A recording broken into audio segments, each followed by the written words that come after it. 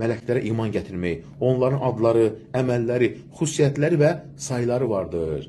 Ümumi şəkildə gələnlərə ümumi gətirmək və sonra izahlı şəkildə gəlir. Məsələn, mələklərin sayını Allahdan başqa heç kim bilmir. Altına buyurur, Rəbbinin qoşunları, ordularını yalnız o bilir. Müddəssir surəsi 31-ci ayə. Mələklərin çoxluğunu göstərən o qədər dəlillər vardır ki, necə ki Peyğəmbərimiz sallallahu əleyhi və səlləm buyurur. Həmçinin mələklərin də böyüklüyünü göstərən dəlillər vardır. Misal üçün Peyğəmbərimiz buyurur ki, mələklərin içərisində Allahın ərşini daşıyan mələklər biri haqqında danışmaq icazə verildi. Onun qulağı ilə çiyini arası 700 illik məsafədir. Və bütün mələklərin də şahı ən üstünü nədir? Cəbrail əleyhissalam. Peyğəmbərimiz onu öz surətində görür, 2 dəfə görür. Deyir, onun 600 qanadı var idi. Baxın, o bir qanadını açanda bütün üfüqü tutur, deyir. Yəni, Allah onları seçmiş, özünə ibadət üçün yaratmış, əmrlərini yerinə yetirməyi onlara tapşırmışdır.